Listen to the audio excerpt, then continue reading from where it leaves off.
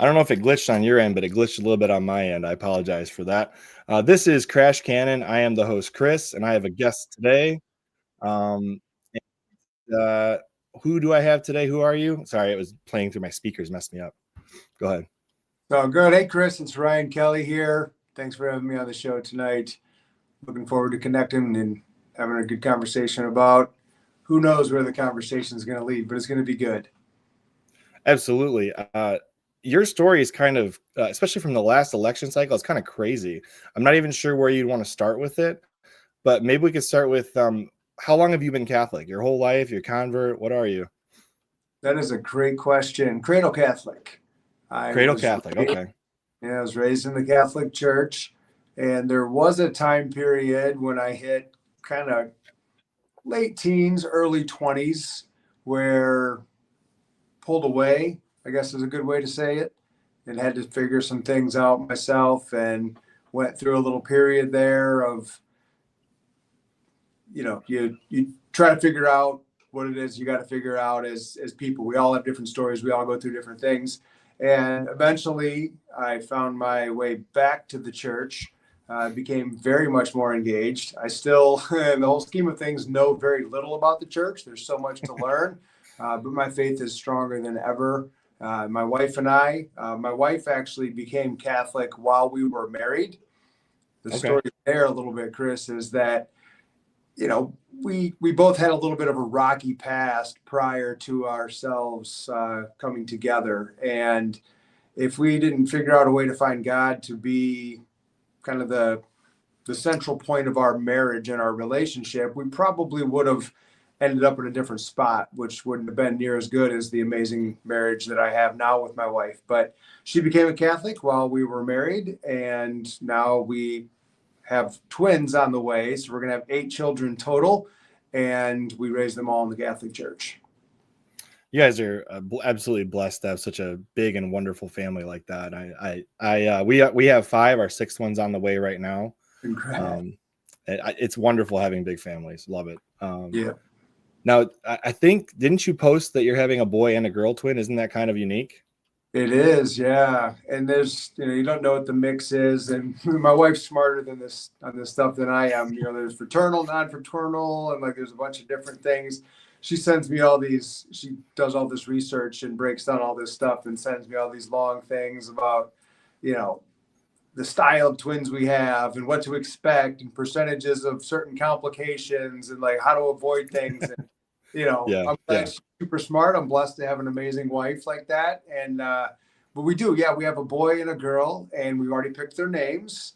Nice. That was my job. My wife said, hey, I'm going to 100% just stay out of it and let you pick their names. So I picked their names, still working on the middle names a little bit, but we got their first names down. Very nice. Very nice. Yeah, that's always a tough thing, picking a name for a child, because they're stuck with it once you give it to them, right? It is. Got to live with it. The other question I have for you then, so you said your wife converted during your marriage. Do you think that was based on your leadership as the husband and the father of the children and all that? Or do you think that was something else that led her there? That's a great question. I guess the way that I see it is, Jesus led her there. Okay. Right. It was me, I guess, how that story goes a little bit. I knew that with my history, right, I had a little bit of a rocky past, and knew that I needed to go back to the church. I needed to find my way back to God. So I actually started just going to mass again every week. And I would we only had, I believe at the time, was the 2 kids. Vince, my first son, might have been born at the time, but I started taking the kids to mass with me. And Tabitha did not like that at first, but I said, this is the direction that our family is going. And her story, and she did post this because she's got a YouTube following and a big social media following. She doesn't post near as much as she used to, but she did share this story. She had a very spiritual experience with, through some prayers that led her to wanting to go to church with me. And so as I'm taking the kids to church one week, she says, I think I need to go to church with you as well. And then from there, it just, the rest is history. And now her faith, I would say her faith is even stronger than what my faith is, so, which is pretty amazing.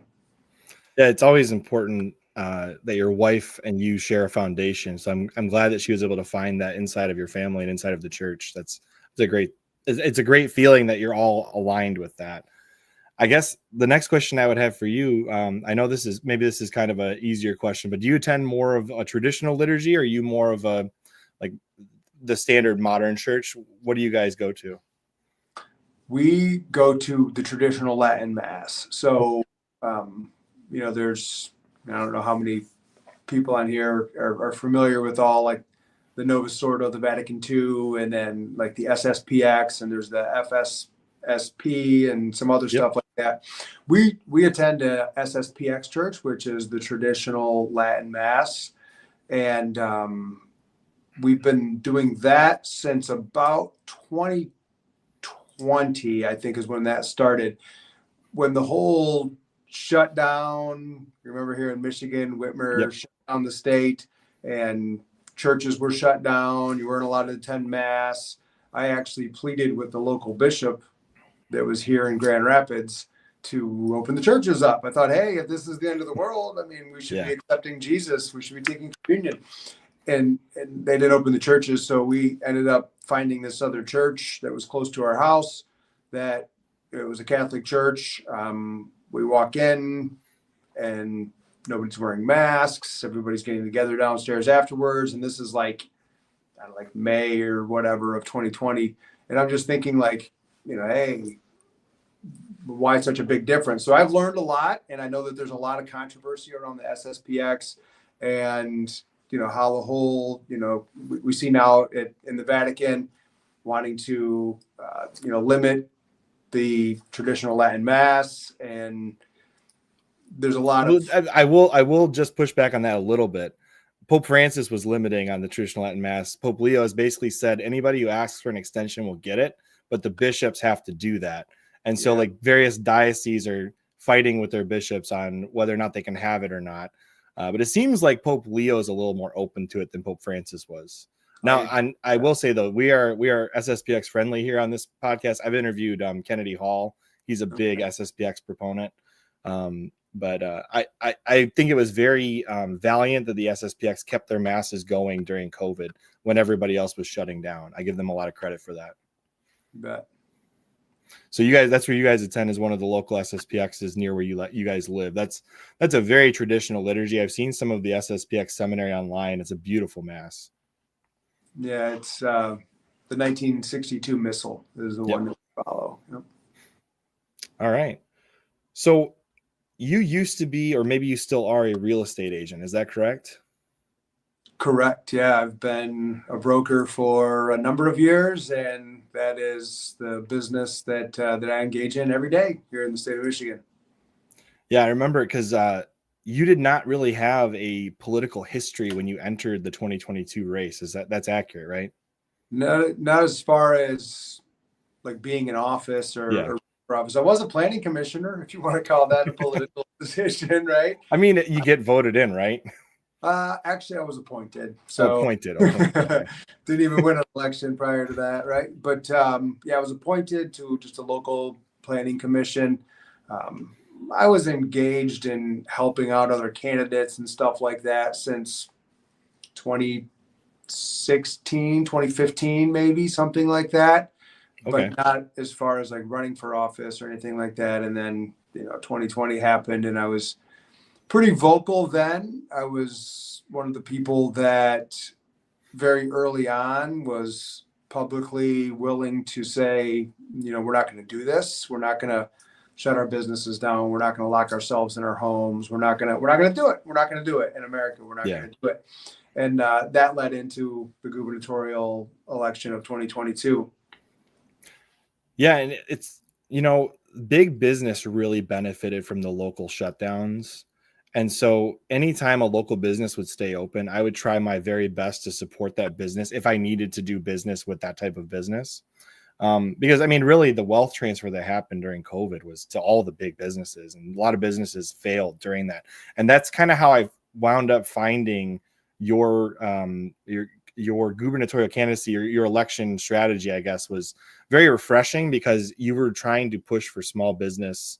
You were trying to push for especially Michigan business, whereas the current governor, who's still the governor, sadly, was just shutting everything down, including buying seeds. Like who's going to catch COVID from buying? I don't know, whatever. That to me was just, it was eye opening to me that she was not a serious governor at that point. She was more of a dictator. So maybe tell me, how did you make that move from real estate to the governorship? Was it a long road, or was it basically what we just talked about, where you saw some things that was escalating and you entered the race?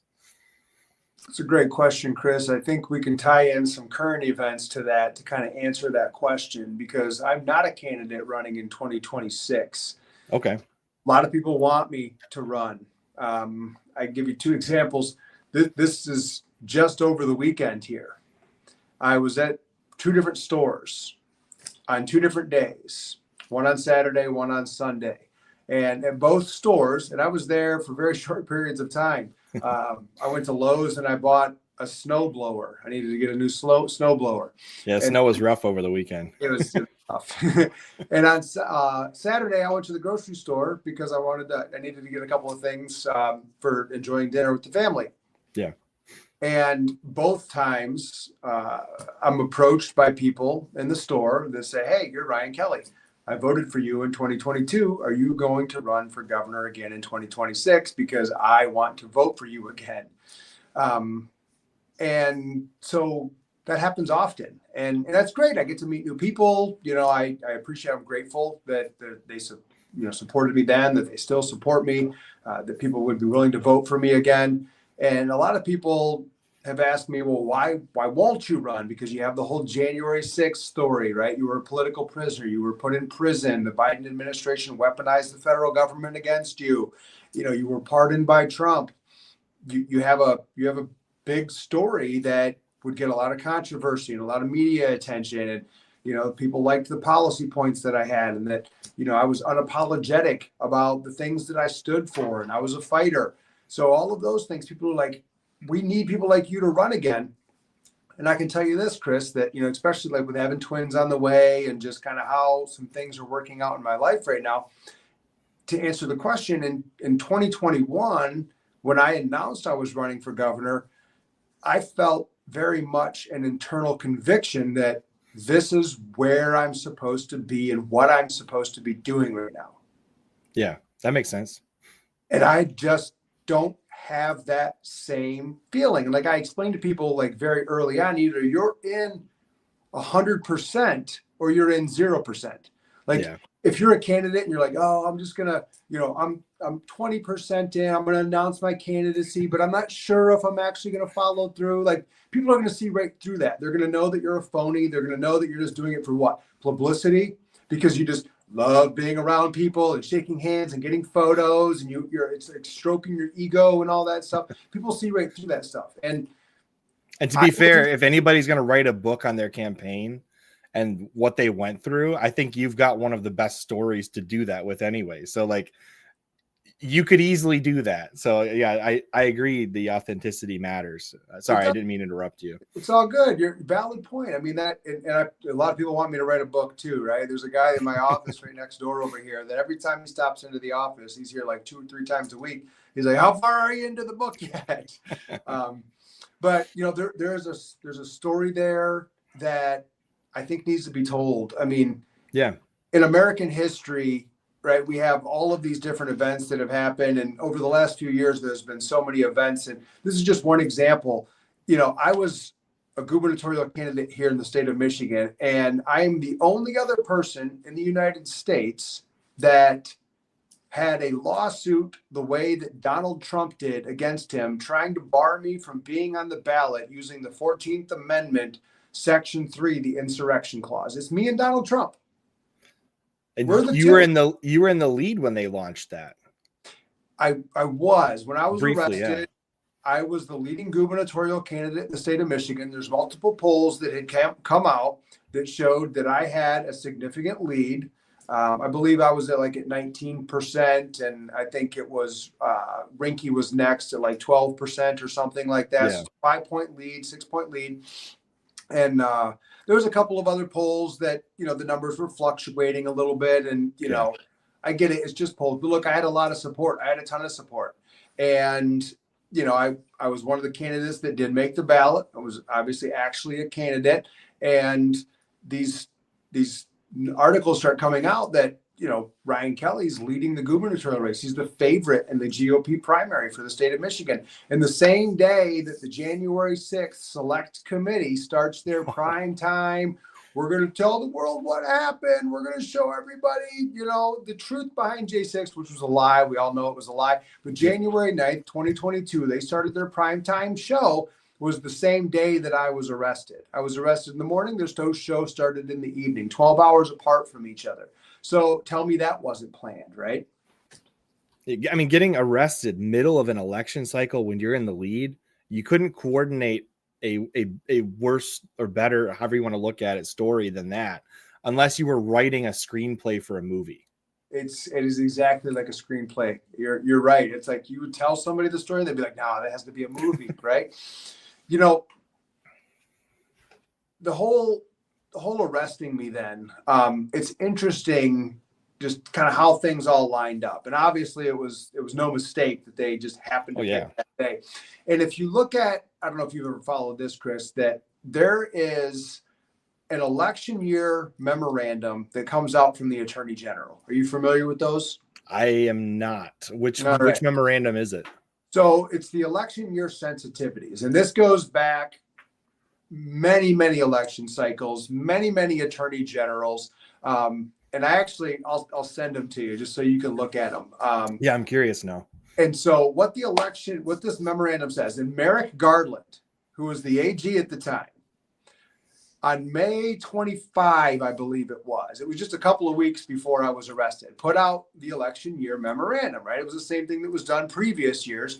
And it basically states that the DOJ can't arrest political candidates that appears to give an advantage to one political party or one candidate to another. Basically, it's the memorandum that says, look, we can't just go around interfering with the elections. And that's exactly what they did. They came and arrested me and they interfered with my election because, yes, it did garner me some support. Absolutely. There's people that looked at that and said, hey, that's my guy, right? And there's still a lot of other voters that looked at it and goes, Jesus, that guy going to be in jail. What's going to happen to that guy? I really want Whitmer to be out. I don't want her to win. And it did a lot of damage to my campaign as well. And then the 14th Amendment lawsuit, they hit me hard trying to bar me from the ballot. It was a 92-page lawsuit with all of these different things breaking down how an insurrectionist violated this, can't be on the ballot, got to keep me off the general election ballot. And a lot of people had questions about that too. Is the guy even going to be on the ballot? Or that, they aimed to derail my campaign, Chris, and they succeeded. Yeah, I remember watching all of that go down, and I was thinking to myself, like, what kind of a corrupt country do we live in where somebody who's very likely to be the top challenger in a state for the governor race is getting arrested on hearsay? I mean, that's it should never happen. They missed the memo, right? Yeah, they missed the memo. Yeah, for sure. Misdemeanor charges. And I never denied being in Washington, D.C. on January 6th. From the very beginning, Fox News was doing news that, they came to interview me February, like end of January, beginning of February in 2021. And from very early on, I said, of course, I was in Washington, D.C. on January 6th. They stole the 2020 election, and I was there protesting. And never denied it from the very beginning. But then they wait until I announced when I'm running for governor and then go through all the stuff that I went through, become the front runner, the lead candidate, and they start their primetime show again. And that's the day they choose to arrest me. They don't choose to arrest me long before that because they had all the, quote, same evidence, right? And it was it was misdemeanors. It wasn't like there was violent felony charges or, oh, he busted up things at the Capitol or anything like Yeah. that. It was, oh, he was outside and he was being loud. Well, the craziest thing to me about the January 6th situation is that it was alleged. I mean, basically, it was a Trump rally where people were allowed to, like, they were let onto the grounds. It's not like anybody said, "Hey, stop! Don't come on here." And then they're arresting people for walking on the grass and walking into a building where the police held the doors open. And obviously, some people took it too far and went into senators' offices and partied on desks and stole chairs. That's not what we're talking about here. We're talking about the people that just were told, "Hey, come on in or come on walk, and we're holding the doors for you." Like, I don't understand how anybody who is being aided by the police to walk into a building or grounds could be arrested. That makes no sense to me. That'd be like if a police officer and you are going the same speed and he just arrests you. It's like, what the heck are you talking about? This doesn't make any sense. That's a great. Like, if he's got no lights on, he's going the same speed as you, he's not going to arrest you. But if you fly by him at 95 miles an hour, yeah, he's going to pull you over and arrest you. Like, there's a big difference between those two things. It's fair to say, and I like speaking truth. It's fair to say that yes, there was some things that happened on January 6th from some Trump supporters that they probably shouldn't have done, like you said. Right. Going into offices and stuff like that. Like, that's, we can do things a little bit better, right? But to put them in prison for 5 years for that, absolutely ridiculous, right? Absolutely ridiculous. That should never have happened. Not at all, for sure. And there were some people that did engage with law enforcement, but I can tell you too, Chris, I saw with my own eyes. This is not coming from somebody else that told me the story or whatever. I saw with my own eyes. The police instigated it. They instigated it. They took the first swings, if you will, and nobody wants to talk about that. Nobody wants to bring that up. Nobody wants to talk about police brutality, if you will, like the thing that the left had the biggest problem with in 2020, right? They caused all the riots all across the entire country, can burn down half the country. They cheer that kind of stuff on, but the police do the same thing to a bunch of people protesting a stolen election. Oh, it's an insurrection at that point, right? So, what happened on January 6th, what happened before January 6th is something that we're not talking about very much either. And I just posted something on social media a little earlier today. Are you familiar with who Stephen Sund is? Sounds familiar, but it's probably not a name I've heard in a while. Fair enough. Stephen Sund was the U.S. Capitol Police Chief on January 2021. Yep, I did see your tweet. I saw your tweet.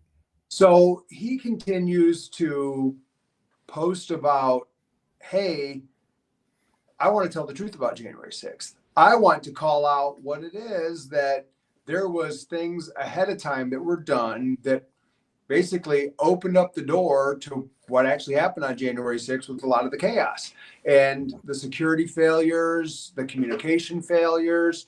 He was scammed just like the rest of the J6ers were scammed. He was set up just like the rest of the J6ers were set up. And he was the U.S. Capitol Police Chief. And so he said something today on social media where he voluntarily said, I'll come testify in front of all the committees. You can take all of my cell phone records. You can take all of my video conference records. You can take all of my emails. You don't even have to subpoena me. I'll just show up and talk about it. And they didn't want to hear this guy's side of the story.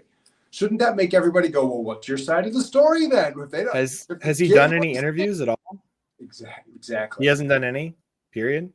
Well, he's done a bunch of them, yes. Okay. They've all been like lacking congressional oversight, and the media doesn't want to touch it. The media doesn't want to go, Stephen Sund, will you please sit down to us, CNN, for example, and explain to us your side of the story, because it doesn't match up with the lies and the manipulation that they tried to sell the American people, that it was an insurrection by MAGA supporters.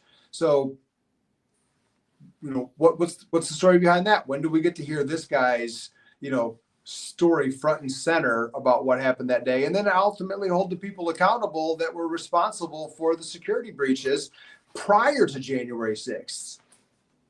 Your story lines up very closely with a biblical story. Maybe that's why I find it so fascinating, because the situation with Joseph in Egypt where he's kind of rising in power. Well, first off, he was the leader of the all of his brothers, essentially. His dad held him in high esteem, and then they kind of let him go, and there's some betrayal going on there. But then he gets to Egypt, and then he gets lied about and put in prison for years.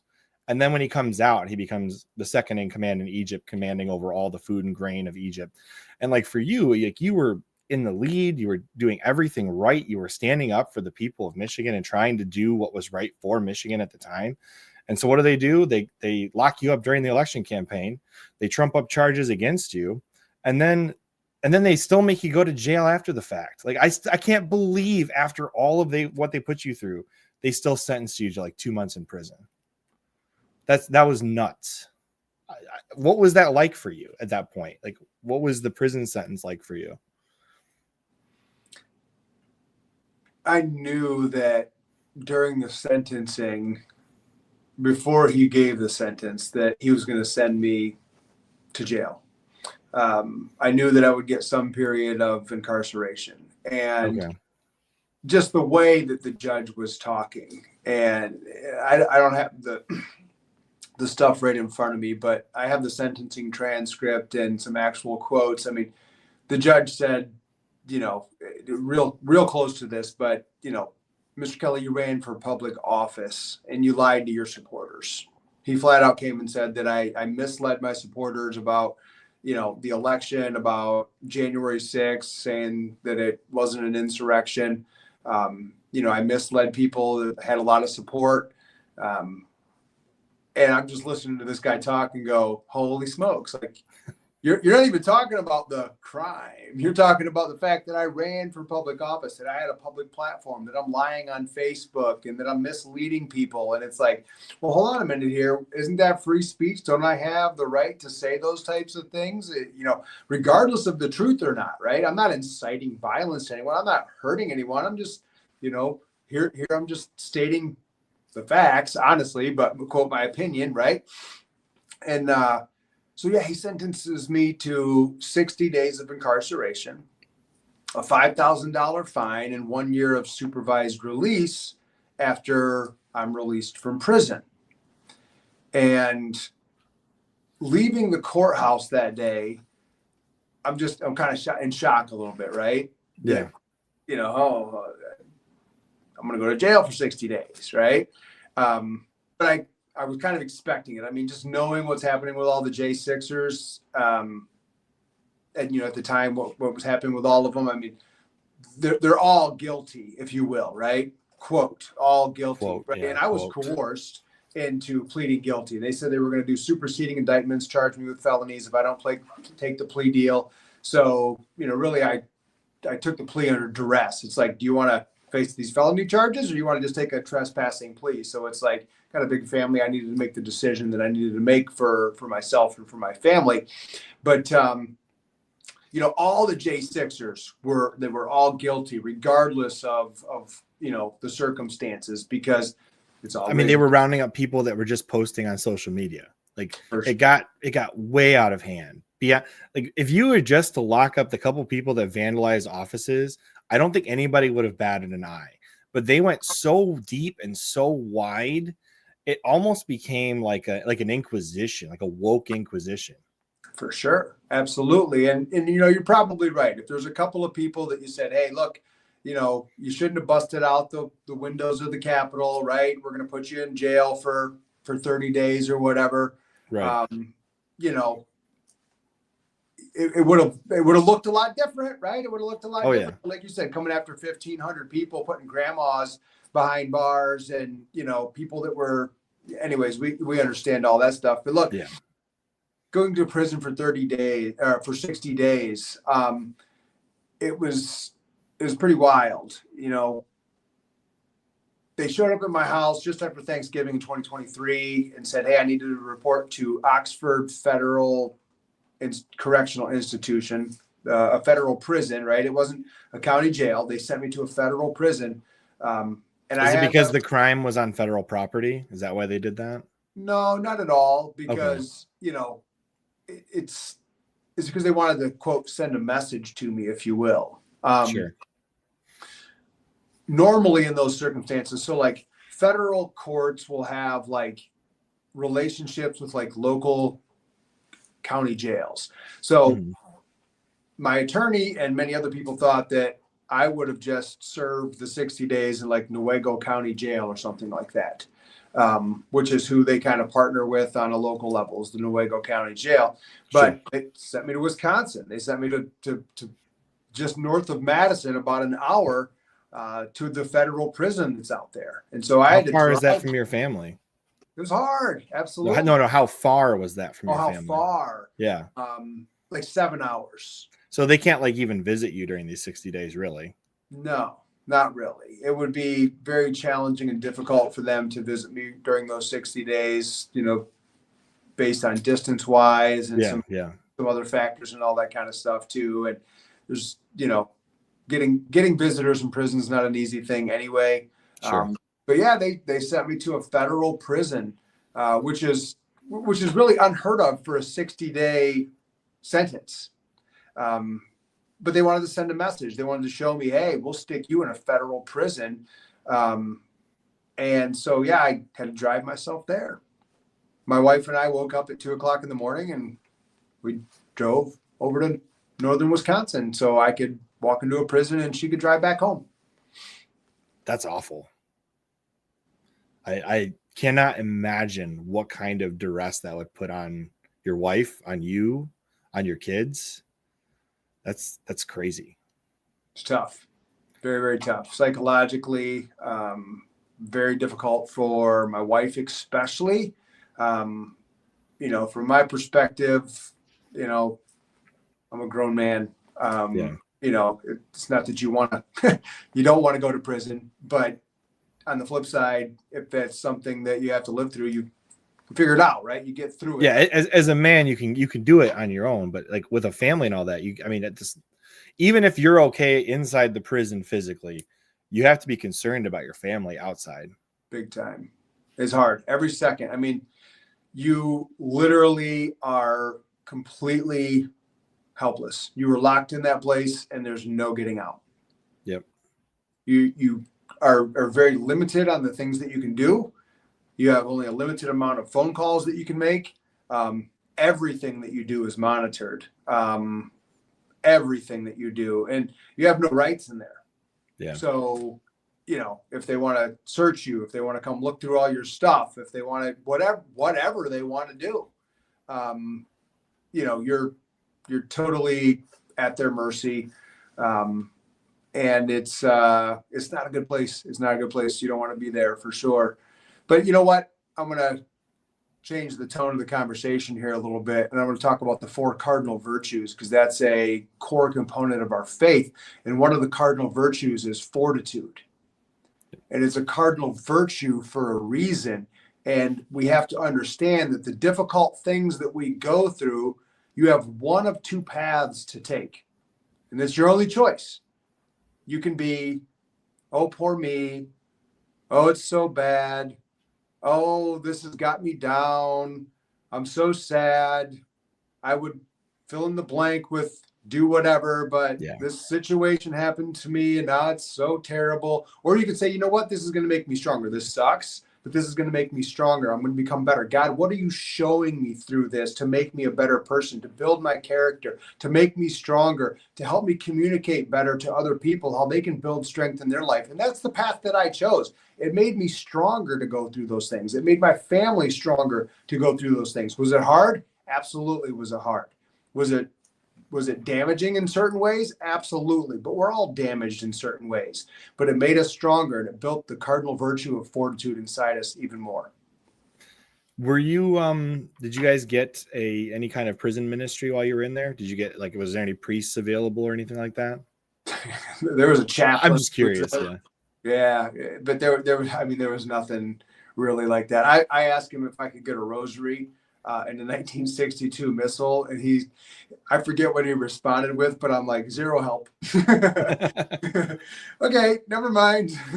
At least with the rosary, you got 10 fingers, so you can kind of work with it, right? Exactly what I did, man. That's exactly what I did. Here's the decades right here. Yep. Yeah. Do you think it strengthened your prayer life at all being in prison? It did. Yeah. Absolutely. Yep. Absolutely. I have to And imagine. Go ahead. I shared a cell with a guy. Um, he was Ukrainian, and he was Okay. extremely pro Putin. Oh, really? It was interesting, and he didn't like Trump, but he didn't like Biden. He didn't like Zelensky. He liked Putin. That was it, right? So, he called me Trump, right? That was he just referred to me as Trump. It's Trump. So I'm a J6, right? And I called him Putin, right? So it was Trump and Putin. We were sharing a cell with each other. He'd been there for 14 years, and Jeez, that long? yeah, yep. And he's still there now. He had another, I think, 2.5 or 3 years to go. So he's still there. But interesting conversations with that guy, right? We talked about a lot of stuff, and he would make fun of Jesus, Oh, and geez. I would tell him, I said, Putin. I said, it doesn't matter how much you make fun of Jesus, he still loves you, right? He'd laugh and everything like that. And that's what I tell the guy. So I mean that's a component there of like, making me stronger to be faced with a circumstance while I'm in prison, locked in a cell with this guy, right? Like literally the door's locked. It's just me and him in this room together, right? There's bars on the window. There's no getting out, right? And I'm telling the guy as he's making fun of Jesus, Jesus still loves you though. Putin still loves you, right? Doesn't Right, matter. right, right. Doesn't matter, Putin. But yeah, it made my prayer life stronger. And I did meet some good people in there.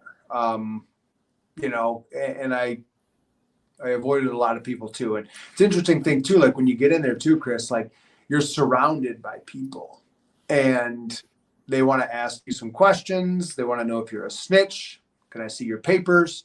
Are you, do you touch kids? Right. I mean, that's a big Yeah. no right there. And, I told them I'm a J6er. And they're like, oh, you're a J6er, so you're a Trump supporter, huh?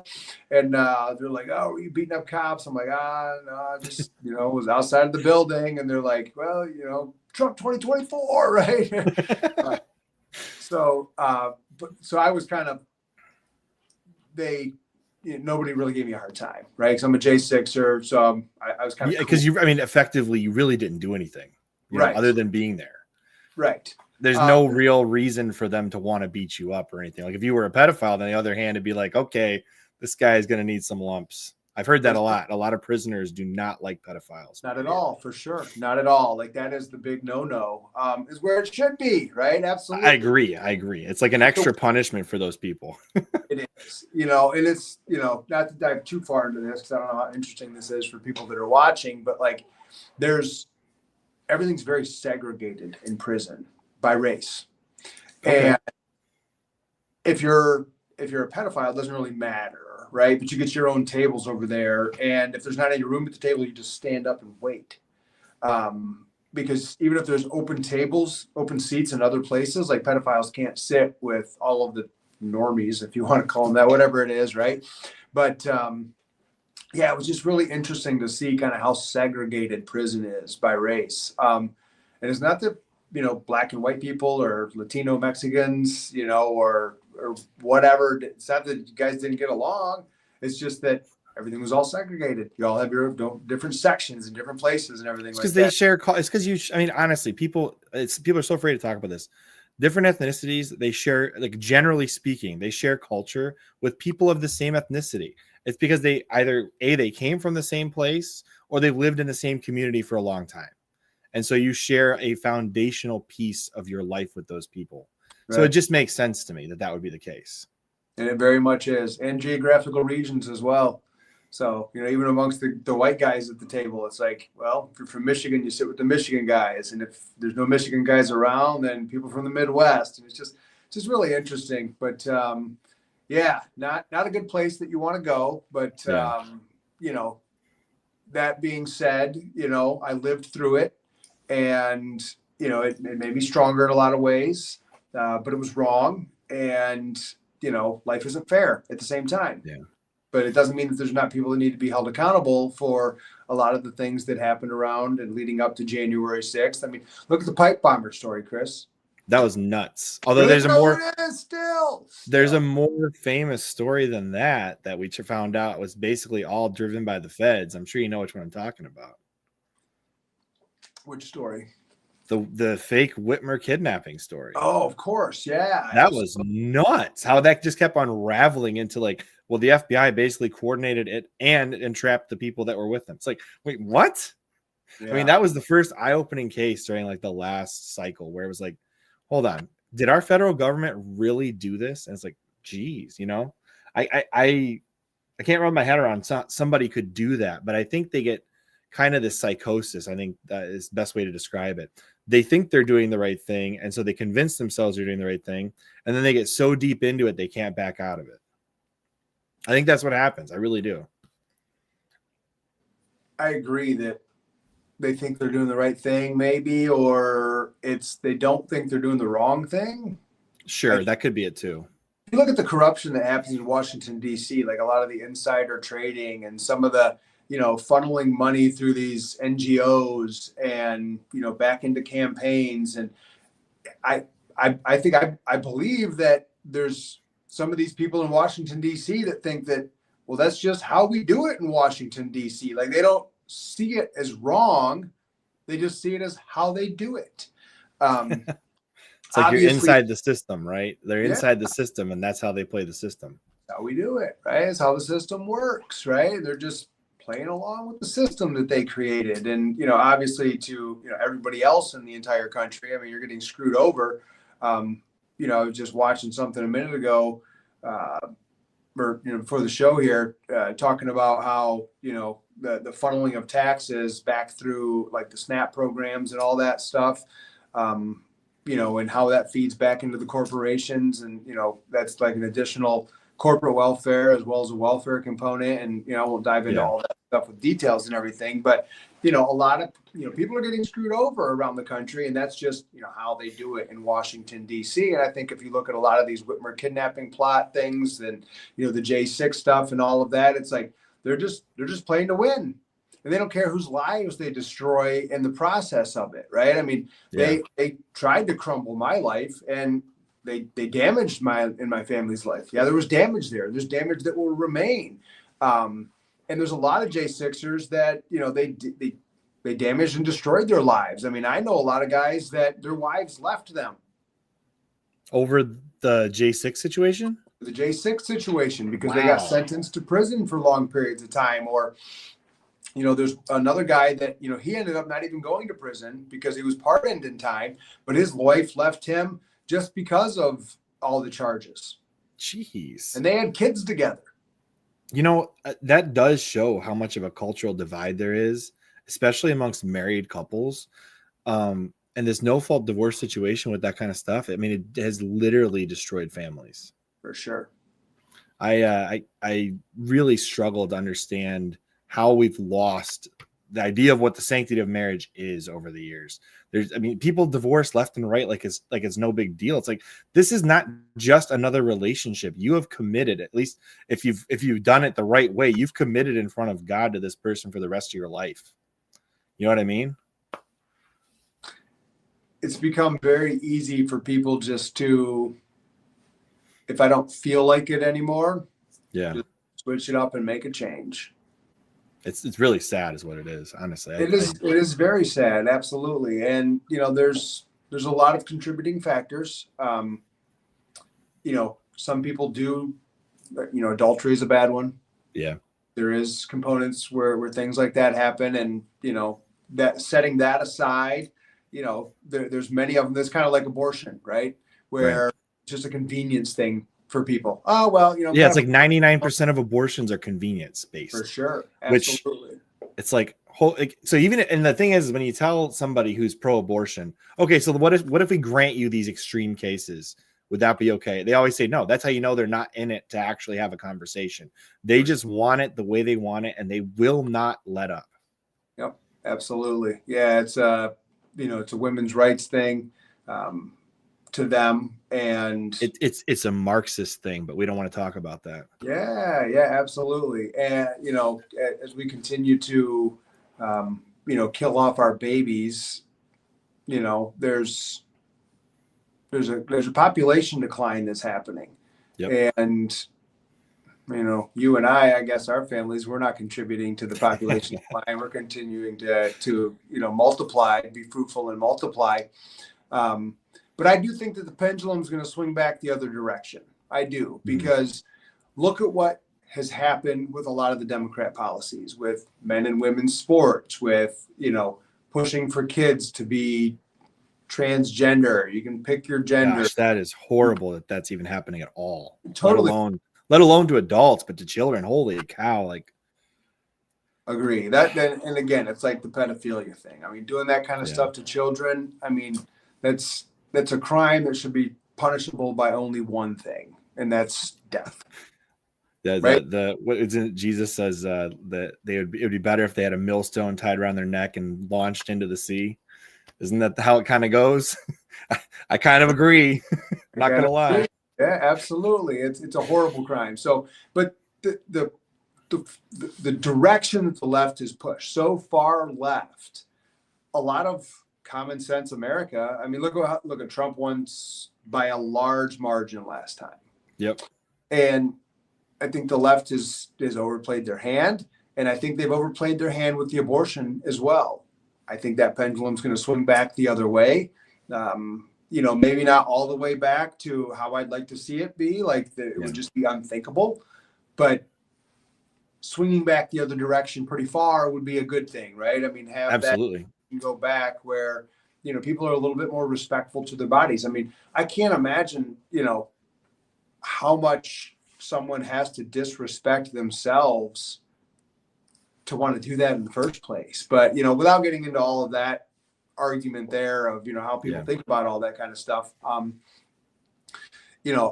just hope that we see a little more common sense direction for our state and for our country moving forward, and for our world, right? I mean, we don't want to be California, New York, and Michigan. We definitely don't. Proposal 3, we've come pretty close. The reproductive freedom thing. That the most wild thing is I've seen people take that actual writing to the nth degree to see what you could do under that. And it's like, if you didn't want there to be such a thing as a back alley doctor performing abortions, you wouldn't write that proposal the way they did. That proposal basically says any person in an office in a medical place could perform an abortion. I don't think people realize how wide a range of people are now legally allowed to perform abortion. I mean, you don't have to be even a medical doctor based on the way that was written. It's super broad. Bad. It is super broad. I actually read it again the other day. I was just kind of curious. I was talking to somebody, and this was probably Thanksgiving or Black Friday when I read this. And it's so broad. Every person, every individual has the right to reproductive freedom, to make your own choices, including, postpartum care, childbirth, prepartum? My wife. Whatever. I know. So before the baby's born, how you want the prenatal, prenatal, right? That's it. Yeah. Good call. Yeah, prenatal, childbirth, postpartum. You get to make whatever decisions that you want to. And I mean, my question is does that roll into vaccines and all that? I mean, how far does the postpartum go? Because technically they're your kids forever, I do remember that also being a discussion on it, because it's at what point do they stop being under your jurisdiction? There's nothing in postpartum. there. I mean, technically, I'm still postpartum from my mom, right? She still have control over me, right? Of what would happen. I mean, how far does it go? But it's written that broad. It is really written that broad that, I mean, it is so radical.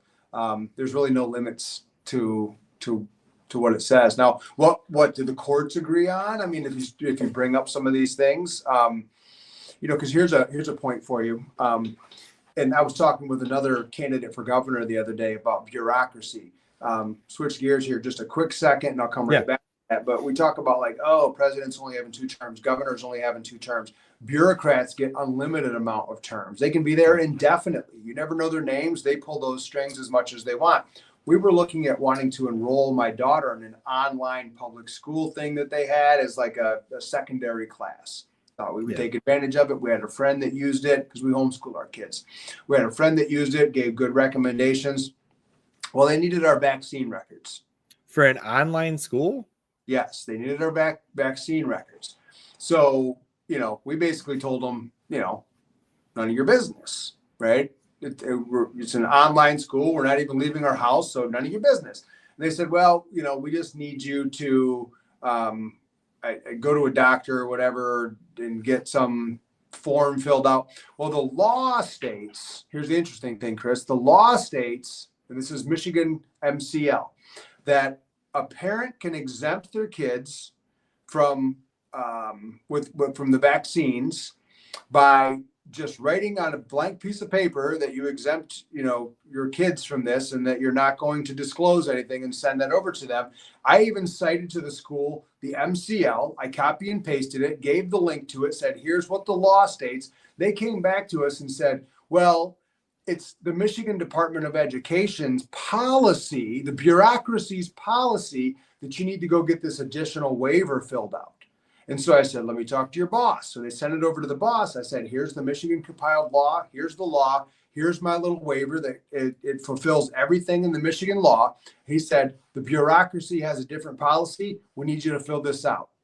Otherwise, we can't accept your kid. I said, well, and you basically have to take them to court at that point, right? Exactly. So you got to take them to court. So if you were to do something like that, how does that pertain to the proposal 3, right? If I have the reproductive freedom to make all decisions related to, my kid postpartum, well, this is the decision we're making postpartum. What will the courts ultimately decide is the question, and who knows, right? We're not going to take that one to court because I ain't going to spend the time, money, or effort and energy on it.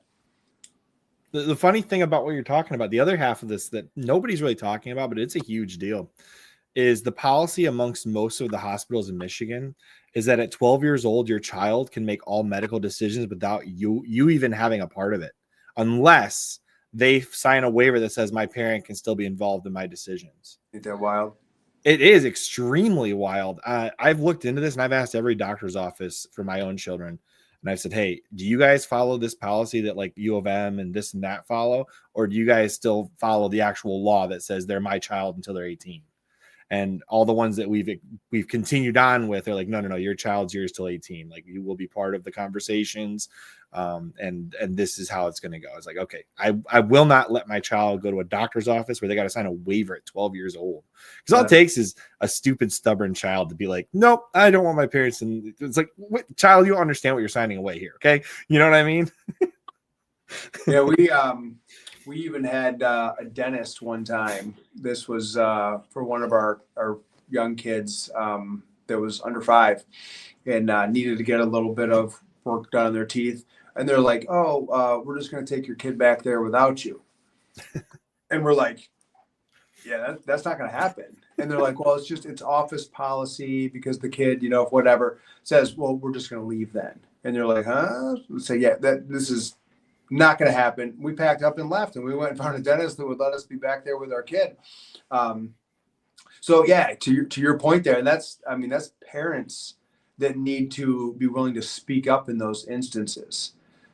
Parents Absolutely. To have the courage and the commitment too. I mean, when you talked a little bit ago about, families falling apart, marriages falling apart and stuff like that. And in the beginning of the conversation, we talked about fathers leading the family.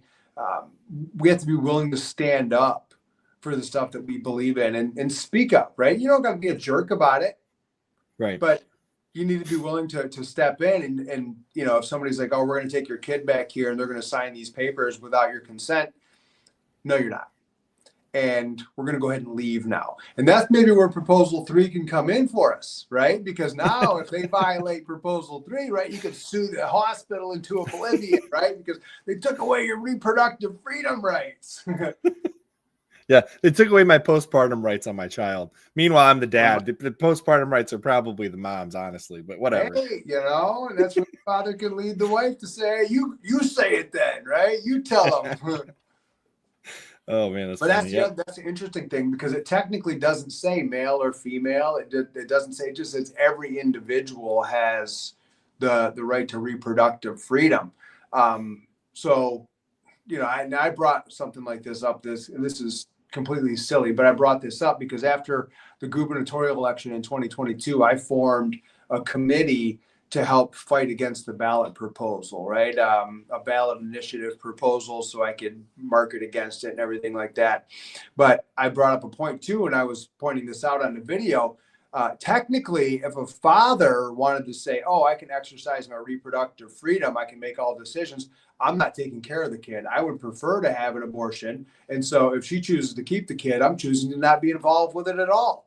Technically, it's that broad that you have the right to make every decision when it comes to the pregnancy, right? And taking care of the kid. So if It father is walk away. extremely messed up the way that proposal's written.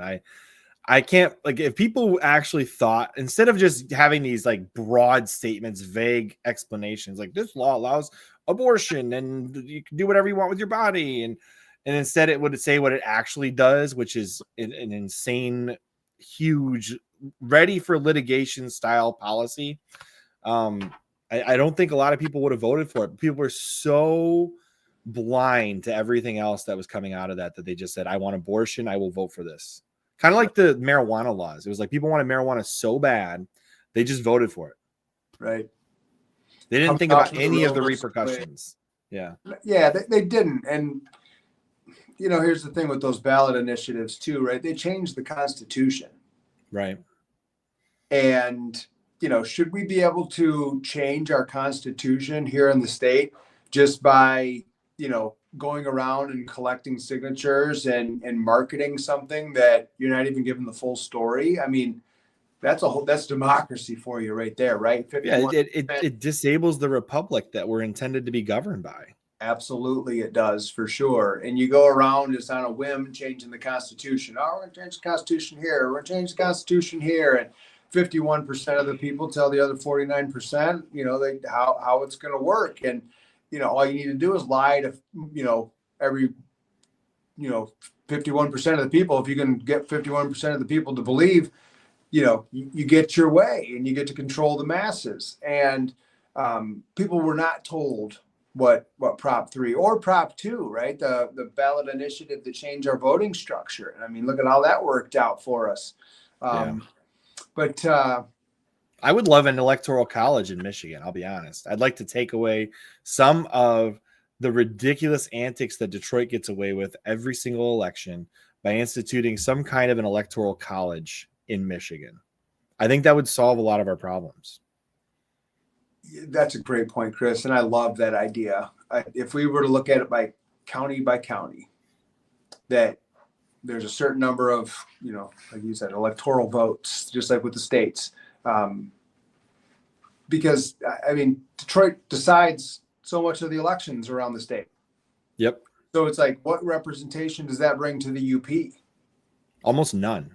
Almost none. Other, more rural counties. And when I ran for governor, I was all over the state. And we got a big state. Michigan is huge. A very, very big state. Going all the way up to, western Upper Peninsula. I mean, that is a long, long, long ways away because the way you have to drive, getting up around the bridge and everything like that. And, there's a lot of rural Michigan. And a lot of these counties, they just remain unrepresentative because basically their votes don't matter when it comes to the gubernatorial election with these statewide races. So Detroit continues to pick the winners, basically. So, what would it look like? I don't know. You'd probably never be able to get anything like that passed. It would be because the proposal gets shot down by the majority. Unless you could sneak it in on a year where people aren't paying attention. That'd be the only real way to get something like that passed. And then you'd have to hope the people in charge who are defining the electoral map would be honest about it. And that's, yeah, I mean, that's a huge challenge there too. When you look at like Proposal 3, we're kind of getting off into the weeds and some of this stuff here a little bit, but they put so much money behind that. Yeah. Because there was a lot of money in it.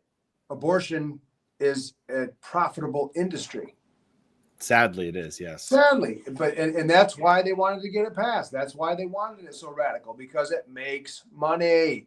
Yeah. And the same thing with the voting stuff. It's not that the voting stuff necessarily makes money, but it can help to keep the quote right people in charge, to make it easier to cheat in elections, to make it easier to steal elections, so that the system, the establishment, whatever you want to call it, the deep state, can continue to perpetuate itself, right? Which continues to have the money feed the NGOs, et cetera, et cetera. And, the corruption continues. So the problem with what you're talking about, or when you look at some other proposals like getting rid of property taxes, right? Axe my tax is one of those ones that's floating around now. I Or like that idea. I'll be honest. yeah, I would love that. That was one of the big things I talked about as a gubernatorial candidate, was getting rid of property taxes. And I know Yep. that it's a challenge to get rid of property taxes. It is not an easy thing to do.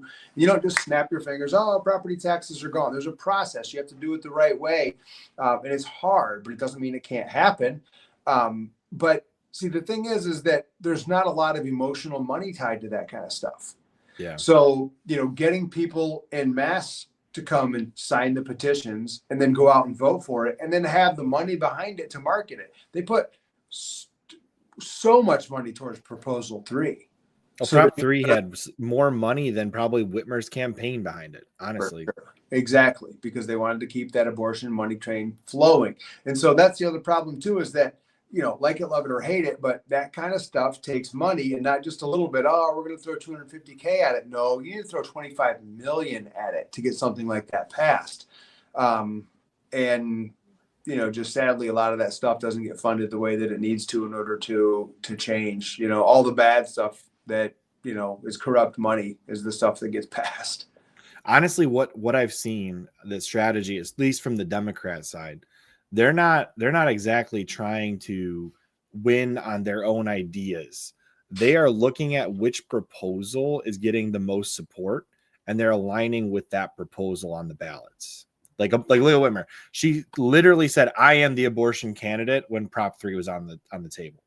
Right. So the bulk of people that voted for Proposal 3 probably also voted for her. For sure. Absolutely. Yep. I think she got 50, close to 60% of the vote, something like that. And that's, and the Prop 3 passed with like just a little over 60%. I mean, same with the weed vote, though. I mean, she got on with the weed vote in the first place. Yep, absolutely. She was going to fix the roads, and, she was there to support, marijuana, recreational, medical, all of it. It's really sad that that's a winning strategy. Like, honest to God, I don't understand how that could be a winning strategy, but it has been for them at two election cycles at this point. And then she disqualified half of the people that were in the GOP primary by investigating the signatures for, I forget, Chief, what's his name? James yeah, Chief. Yeah. That was so underhanded that I don't even know what to say about that. I'm very angry that she was able to go in with her group and disqualify her opponents. I have my thoughts on that. I'll just add a little bit of context to that. Those guys hired that firm. I actually hired that firm as well to collect some signatures for me. I asked them to collect 3,000 signatures for me, and I paid them as well, because I wanted to have just an additional safety net. So the same guys that those other guys use, that was kind of like the go-to group to use at that point. Now, we ended up collecting 22,000, almost 23,000 signatures myself with my team, right? I got 0 signatures from that guy. He didn't even give us fake signatures. He gave us 0 signatures, and then he blocked my phone number, took my cash, and ran.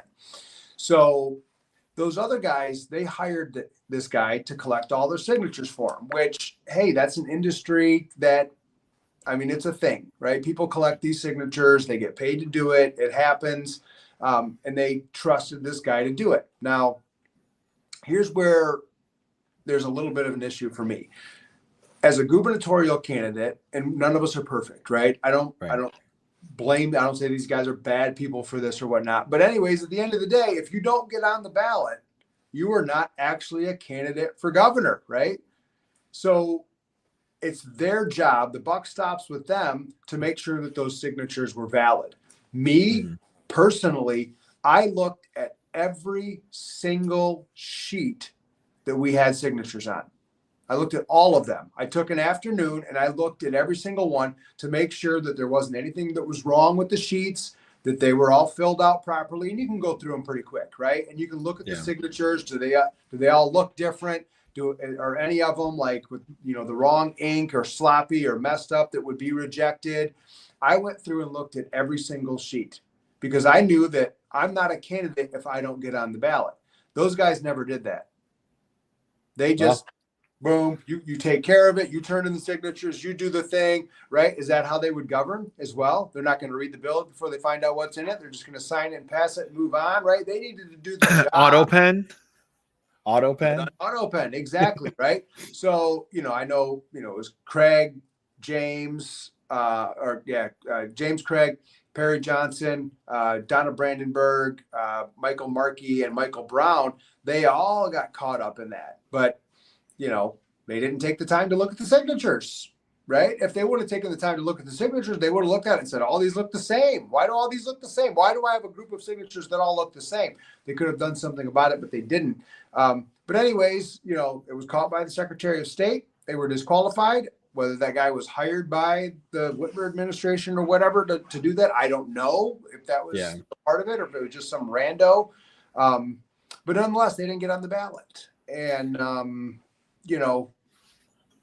the story wrote itself after that, I guess, right? The 5 remaining candidates, and they arrested this one. They arrested this guy.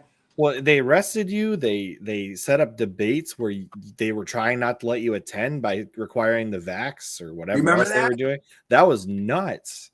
Let's have it at this place because it requires that you're either vaccinated or there was some other wonky thing they said you could do. And it was like specifically a venue so that you could not participate. Like it was very clear. That was the Mackinac Policy Conference. That's right. Yeah. Yeah. So up on Mackinac Island, the Detroit Chamber was having vaccine passports be required of all attendees. And so, I said I wasn't going to go unless they remove the requirement. And then they're like, oh, well, for, governor candidates, you're not going to have to show, we're going to move you outside. And I'm like, I'm still not going. I'm not going to do it. I said, remove the requirement for everybody. And for the participants, right? Because they were going to let you debate, but they weren't going to let you have anybody there that was unvaxxed to support you. That's what it was. That's right. Yeah. And I said that I'm going to lead right now, just like I'm going to lead as governor. And I'm not showing up if you don't remove the requirement for everybody. And I encouraged the other 4 candidates at that time to join me in that, to say, we're not going to do it. And they all showed up. They all went and debated. If I remember correctly, though, you were the only one that stood on the moral ground on that one. I was extremely impressed because here we are as people working in Michigan. And I'm not saying everybody was doing this, but I know a lot of people that were doing this where they're like, okay, I don't want to lose my job. I'm just going to go do this. But there was enough people that said no, that most of the requirements got dropped on most of the companies in Michigan, thankfully. And it was because of people like you that said no, that everybody else was able to say, okay, no, I'm gonna say no to this as well, and we'll just see what happens. I really respected that about you because there was a lot of confusion at that point in time. Nobody really knew what was going on. Nobody knew what was in the vaccines. Nobody knew what was going to happen the next day with the Biden administration. And here we had a candidate that said, you know what, if you won't let people come to see this debate who aren't going to follow the policy that's just being handed out day to day by the Biden administration, then I'm just not going to be there. And I really appreciated that. Here's another story too that you probably don't know, and maybe a lot of people know this or don't know this story either. So there was a Wood TV8 debate that was in Grand Rapids, and it was at the Grand Valley Center in downtown Grand Rapids or whatever. And so I showed up with my team, and they asked me at the door, right? They wouldn't even let me in unless I filled out this COVID-19 waiver that I wasn't sick, that I didn't have any symptoms or whatever. And I actually still have this video. I was just watching this a couple of months ago on my phone. I was laughing with a couple of guys about it. But they're like, we need you to sign this waiver. And I told them that I'm going to pass. And the lady was so confused. She's like, what do you mean you're going to pass? I said, yeah. I used the word. I said, yeah, we're going to opt out of that one. I told her. And she's like, oh, it's just signing that you're not sick. And I'm like, we're feeling fine. I'm here. I wouldn't be at the debate if I wasn't feeling fine. My team was feeling fine. I said, we're not signing that. How would you like to proceed? And then she walks into the building and goes down the hall. 2-3 minutes later, some guy walks out and he's like, Mr. Kelly, how are you doing today? Come on inside. We'll bring you back to the debate. Didn't ask any other questions about anything. So I felt like that was a test too. I felt like that was them coming back to say, hey, this guy with the Mackinac Policy Conference, he wouldn't show up because of all this stuff. Let's make him sign a waiver here, just saying that he's not sick.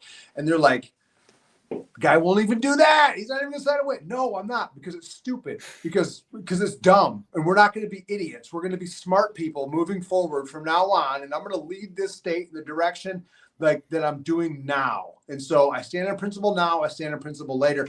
And I went into that debate, never came up again. And I wonder if those other guys signed it or if it was just a test on me, you know? They all show up. No big deal. Ryan shows up. All right, let's sign this waiver here, buddy. No. You know, I don't. You never know, right? I mean, there's always tests in life, right? Little tiny tests, and I could have just, I could have with the Mackinac Policy Conference, I could have just went. I could have not said anything. I could have not made a big deal out of it. I could have said they're not requiring me to do it, right? This is just the way it works in DC. They're not requiring me to do it, right? So it's all good. We'll let everybody else. You require all them to do it, but not me. That's okay. I could have said the same thing at the place. Oh, I'm signed the waiver. I'm feeling fine. There's the waiver. Let's go inside and debate. But no, it's not how we're going to do it. I'm not going to say a lot about it because I don't want to identify any particulars, but I was put through quite a test as well, and I managed to pass it, thankfully. And able to still support my family and all of that because of the tests we went through. And that's as much as I'll say about it, because I don't want, like I said, don't want to get into particulars here about that, but Fair. It was tough. It was very tough for everybody involved. You didn't know what was going to happen from one day to the next. And we just kind of rolled with it and prayed and hoped that things would turn out for the best. And they did, thankfully. But let me see here. I had another question for you. Oh, I saw a video. I think it's from May. And I think it was posted in the old governor chat, your Facebook group, with you and I think Kevin Rink, and is it Rink or Rinky? Rinky. And then Garrett, and I can't remember what his last name is. Soldano. Yeah. Soldano. Yeah. So what do you want to talk about that a little bit? What that was all about? Yeah, that event we did back in May. That was here in Grand Rapids as well. The three of us just got together and jumped on stage, and we just did an unscripted, ask us any question that you want. That's how I like to roll. Yeah. You know, this entire conversation has been totally unscripted. Every time there's no way this conversation could have been scripted for anybody paying attention. Right. Yeah. I think everybody can clearly see that for sure. And that's how I rolled the entire time I ran for office. You know, none of my speeches were scripted. I did very little debate prep. Yes, you do some prepping. You want to look at some statistics. You want to know, certain things, current events, what's going on. I mean, there's nothing wrong with that, but some people get very scripted, teleprompter style, and I never did that. I just make up things on the go. You speak from your heart, speak from your mind, just be truthful, be honest, and, be authentic, legit. So that's what we did. We got on stage and we just started talking. Kevin, Garrett, and I, we stayed in contact, quite a bit, I guess. I mean, we don't talk all the time, but we continue to talk. The three of us, we talked just before Thanksgiving, just before the holiday, about some stuff, and we'll probably talk again here soon coming up. The three of us, it was an interesting time for our state, for our country. And, the three of us, I wish those two would have just backed me, right? Because I get in early. I had a lot of momentum going. I mean, if those guys would have just backed me, that would have been great, but that's not how it worked. but the three of us get along, and maybe there'll be some events in the future. I don't know. Well, I'm looking forward to that. That's for sure.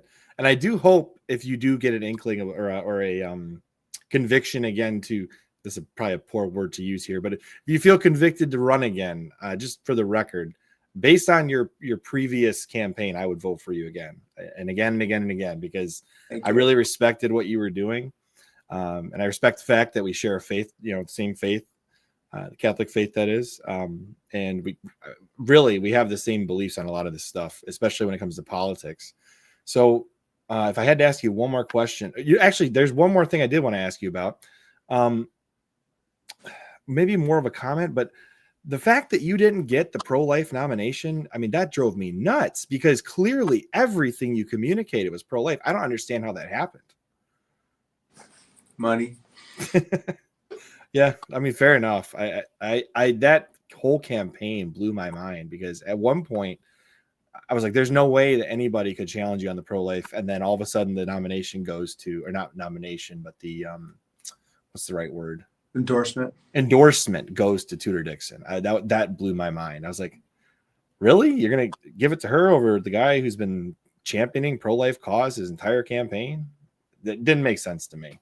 Yeah, but funny. To be fair, in my own county,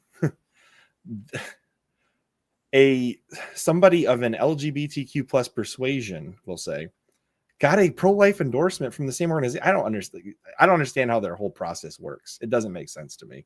But whatever. That's their organization, not mine. All right. One more question for you then. What would you leave people with? Do you think that there's a chance that we'll see some shifting strategies that lead to Republicans getting voted in the next election? Do you think that Michigan can kind of recover from this Whitmer administration, where she's giving Dorito chip communion on a podcast, which was super weird? Where are we going with this unholy trinity of women leading our state? Humans are extremely resilient. We can handle a lot. And I think America is very resilient as well. I think there's always going to be challenges that we're going to face when it comes to our freedom being under scrutiny, being taken away from us. I think that you can see things go super low and super high and, back and forth. And to answer the question directly, yes, we absolutely can bounce back from this unholy trinity here in the state of Michigan and turn our state around. We can turn our country around. It takes courage. It takes commitment. It takes sacrifice.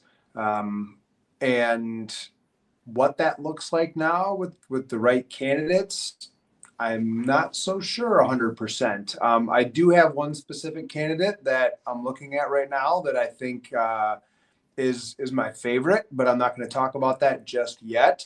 Okay. I've been communicating with a few of the gubernatorial candidates, and the Secretary of State candidates haven't reached out to me yet, unexpectedly. But I'm talking with some of the AG candidates as well, or some of the other different House and Senate candidates. So I think that there's a desire for it. I think to turn our state around, that is. Trump won Michigan by a lot, 300,000. Yeah, that was awesome. That. So that lets me know that this state is a red state. Michigan is a red state. It takes bold leadership, providing vision, because so much of politics is, if you will, optics. It's manipulation. It's,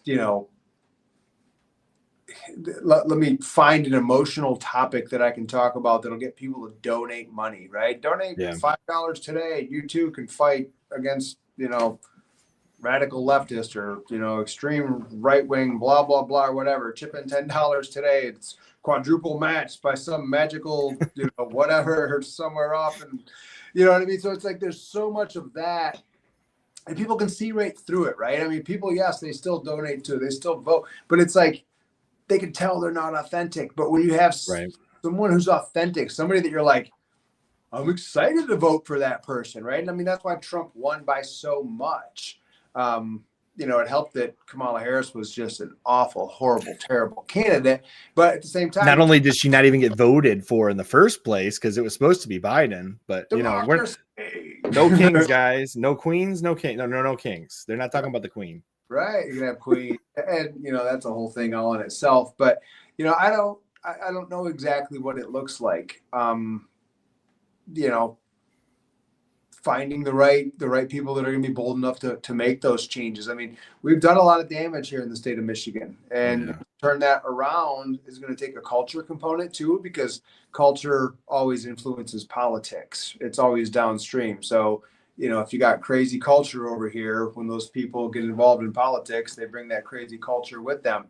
And as we swing the pendulum back the other direction, I think we're going to find a little more common sense. I think we're going to find a little bit more reasonality. Is that a word, right? Being more reasonable. Rationality, whatever word you want to use. There you go. That's the word I was looking for. Good. Yeah. So, I'm doing a talk, and I have to look at my calendar. It's sometime late winter, early spring, something like that. At one of the GOPs. There's been a lot of the GOPs around the state that have had me come out and talk about January 6th and, talk about different political things and, share my story and vision for the future. Am I going to run? Am I going to not? What do I see happening? And I'm going to go out to another one here in a couple of months. I told everybody I wouldn't do it until after the twins are born now, because I have to focus on some other things. But I'm going to start back up in the spring and probably into the summer doing that, communicating a little bit of winning strategies and how we turn our state around from the evil trio. Yeah. We do have a comment from Mac2192 here. It looks like he shared it on Twitter, but he wrote, watching from Illinois and have lived in Traverse City, Saginaw, and Farmington, said make Michigan more conservative and Catholic. So I agree with that entire sentiment. Yeah, it's fantastic. All right. Illinois. And where can people find you, Ryan? Where are you floating around these days on social media? Don't look for me. I'm hidden. Don't look for me. Is there any particular things you want to shout out on your or anything like that? Yeah, I post on TikTok. People can find me on TikTok by my name. I'm still using the handle. What is it? MINextGov. MINextGov. And then I always post on Facebook too. You can find me on Facebook there just by my name. You've been getting a lot of views on your Facebook reels. Yeah, that's been really good there. I mean, there's several of them that are getting over 100,000, just tons of engagement. So that's pretty cool, right? If I can help to be, part of the solution, we'll say, by doing even the smallest things, because I don't post every day, right? I mean, my attention is elsewhere, and where it needs to be on your family and on your work. And it's what they say, Chris. Like, if you want to change the world, like, start with your family. Start with your family, right? Make a difference in your family. Like, I need to be the husband that can be the head of the house and be present and be there to guide and lead my wife and my children. I need to be a present father, not just some, distant guy that, comes home and barks orders or whatever. No, I need to be a father. I need to teach my kids the right value set and everything. And that's really where I feel that I'm supposed to be at right now. Maybe that changes one day. So they can, you can find me on social media, right? I'm on TikTok. I'm on Facebook. Facebook's probably the easiest one, right? Just my name. And you can find me on X too, but I hardly do any stuff on there. But yeah, happy to connect. If you do find his Facebook profile, or not profile, the reels, I think a lot of your videos, I think it's your wife commenting, like rolling her eyes and laughing about your various videos. It's pretty funny to see that. Yeah, for sure. All right. Well, on that note, Ryan, I really appreciate you being here, and maybe we'll have you on again in the future if you decide to run for governor or whatever you decide to do with your life, because I know you'll be successful. That's for sure. Thanks, Chris. Appreciate it. All right. On that note, guys, we'll see you on the next podcast next Monday. I'm going to end the stream right here. Bye, guys.